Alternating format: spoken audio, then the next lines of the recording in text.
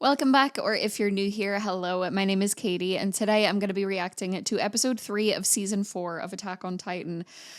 The last episode, it kind of, at the end, suggested, I don't know, the way that I saw it was that Zeke is perhaps, he has his own intentions and goals that aren't quite clear to us yet, and I feel like he's maybe working both sides. I don't know, the last couple of the last scene, whatever, kind of really suggested that to me.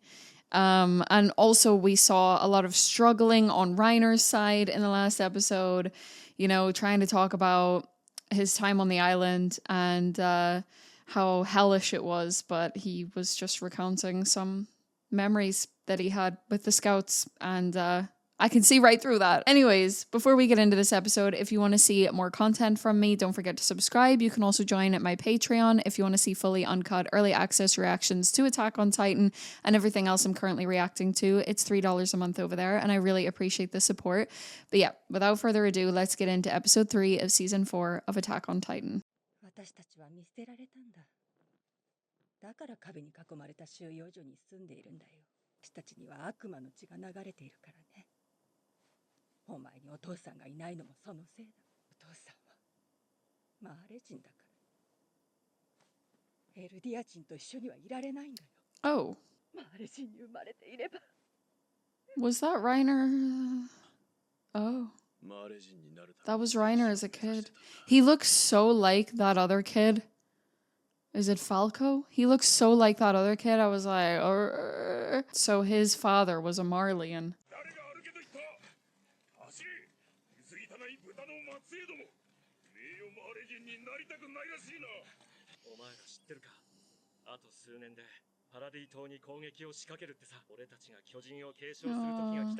Annie and Birdie.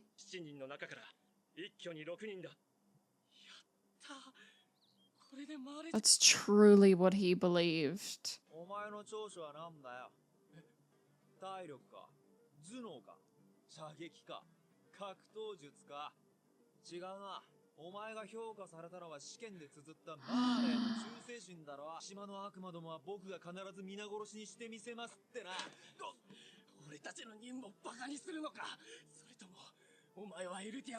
Is young Reiner the same VA as Eren? Or he sounds really like Eren.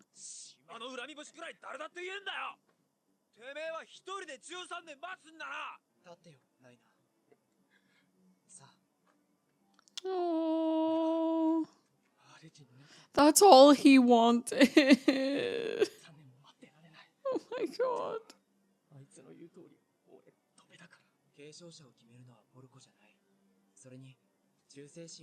That's all he wanted. Yeah, you were. Oh.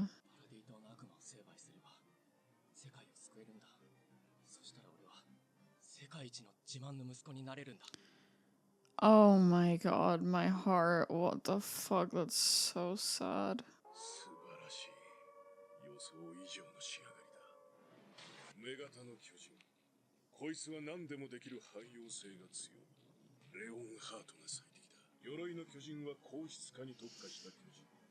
This is how they picked them.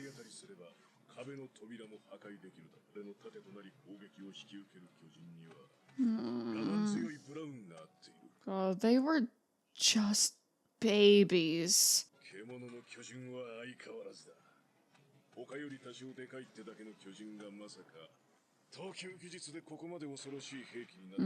That's what he specializes in. He's keeping it a secret. Is it the Beast Titan specifically? No, it's Zeke because he has royal blood, but he's keeping that a secret from like everyone. The Colossal Titan is like a fucking bomb.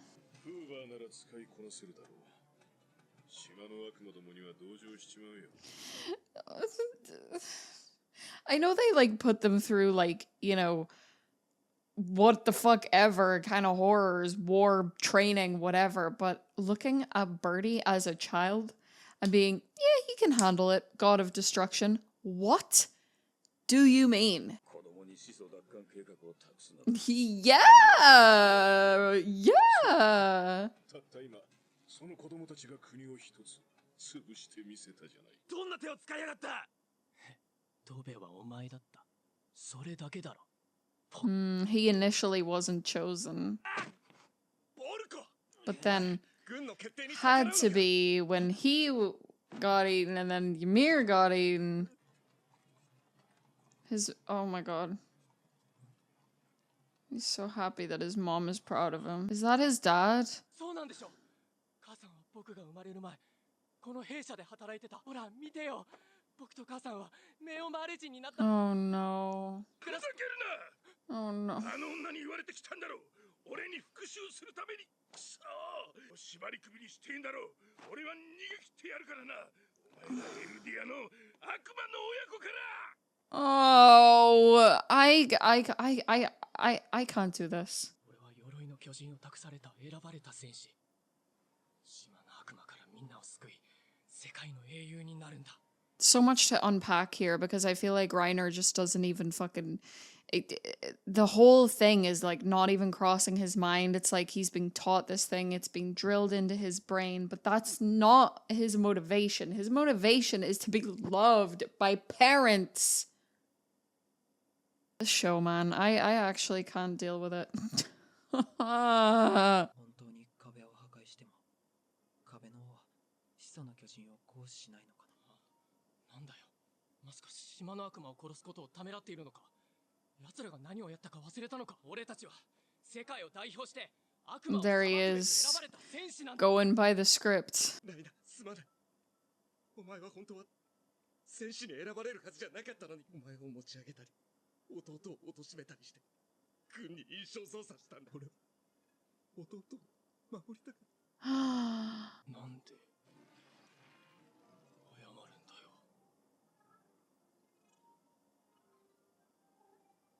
Oh, that's when she came along. That's when this actually happened. Holy fuck. Whoa. The way that you literally need to go back and watch this entire show, like the first 2 seasons and half of like season 3, with like the fresh perspective of actually understanding what's going on, must be the craziest experience in the world. How is that because of you? Oh, that scared the fuck out of me. アギトを探して帰る。どこかで人の姿に戻ってるはずだ。どの道、マルセルの指揮なしじゃ任務を果たせっこない。帰れない。このまま任務を続行するんだ。確かに。あんたはこのまま帰れば鎧を剥奪されて次の戦士に食われる。俺だけだと言い切れるか。3人とも逃げた責任を俺だけが問われるのか。とにかくこのままじゃ俺たちはおしまいなんだよ。始祖を獲得しなきゃ。もう故郷には帰れないんだ。 So this is suggesting to me when they did their first initial attack, putting it into perspective, they were babies and they were wildly unprepared. 人に弁明しな。すべて自分の責任ですって。いや、彼もエルディアも全員嘘つきで。自分のことしか考えてないくせに。 Jesus Christ. Taking out her fucking anger on the whole situation in the world on him. They're just kids. Oh. 死んだ。マルセルが必要なら俺がマルセルになるから。これが俺たちが故郷に帰る唯一の手段だ。帰ろう。みんなで故郷に。 They were just kids when they did this. I didn't even fucking think about that, man. 選ばれるはずのない戦士で教師のはずだった。まだ何も分かってないんだ。 That sums it up. ここはウォールローゼの中だ。 Oh my god. ベルトルト、ごめんな、マルセル。俺、本当の戦士になるから。ほう。貴様は何しにここに来た。 This is crazy to see this perspective. He literally like molded himself into what he believed he should have been. 幼女嬢ちゃん。こんなじじいをつけ回したなかなか男を見る目があるよ。私は旅籠で生まれた。そこで働く母から父親の話を聞かされて育ったから。Huh? そりゃ感動的だな。パパにハグしてほしければまず両手を上げろ。ひどいよ。パパ What the fuck is going on? この足の感じだと今日は雪か。いや、この上半身は晴天だ。今日ってことにしとけ。私は王都のドブの中を這い回った。あいつがいたんじゃ。もう限界。集めた情報を持ってマーレに帰ろう。どんな情報でも歓迎してくれるよ。この5年の成果を持ち帰ればマーレは失望するだろう。ウォールローゼを破壊する。始祖の巨人をあぶり出す手段はもう他にない。あんたらの友達は大勢死ぬね。何度も言ってるだろう。奴らは友達。 You don't believe that. エレン、少し休め。 Reiner. ライナー、どうやったらそうなれる？お前やミカサみたいになるにはどうやったら？このままじゃ俺は何も果たせず終わっちまう。 He saw himself in Eren. ただやるべきことをやる。ただ進み続ける。それしかねえだろ。巨人を一匹の。 Who is that? お前ならやれる。 Was that Reiner? No! No, no, no! No! このままじゃダメだ。 Oh my god. そうだ。俺にはまだあいつらが。 Oh my goodness. おい。経過は順調みたいですね。会話できるくらい回復して。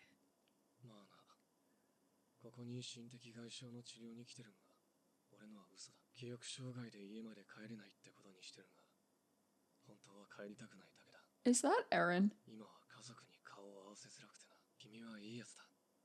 長生きしてくれ。 Is that Eren? ここに来て毎日思う。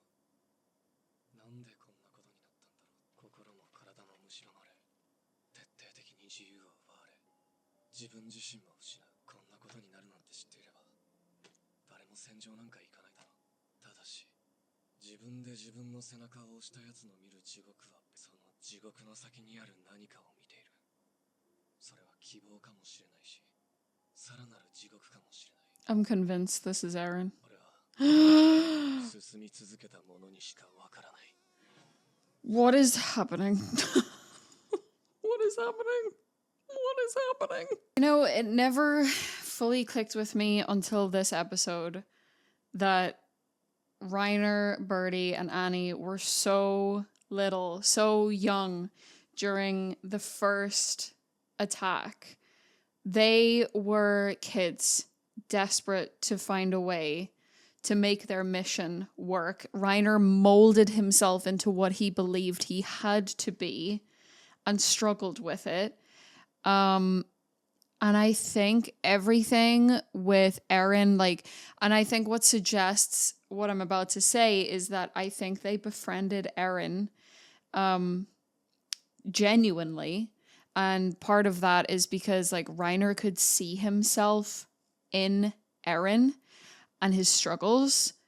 And then Eren happened to be the person that they were looking for. And they were just kids. They were just kids trying to figure out how to make their mission work and go back home not empty-handed, because they can't do that. Like they can't do that. But like, oh my God, it just puts the first episode, the first season into a whole different perspective. This makes me want to rewatch it. And, you know, when you watch season 1, you're just like I said, I think in the first episode of this season, you know, depending whose side you kind of see in this show, your perspective shifts and your opinion kind of shifts.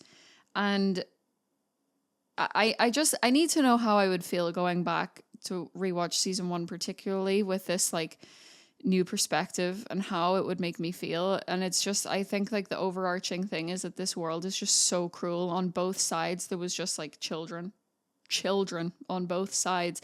Like one of those guys actually said, isn't it insane that we're making kids do this? And they still didn't fucking stop it. It's just how can you, why, and finding out that Reiner is half Marleyan, and like really what he wanted was to just be with his family, be with his mom and dad. Like a lot of his internal mental conflict, that's what it comes from, like his literal origin and being rejected by his father for who he is. And I think this whole thing of Reiner kind of molding himself into what he believes he should be is also part of why he has this like kind of like split personality, like mental conflict back and forth thing, because like I said, it's like he's reading from a script. It's like what he thinks he like has to do and say versus like how he actually feels that he's trying to suppress. And it makes me really sad that he was about to end his life, but he is so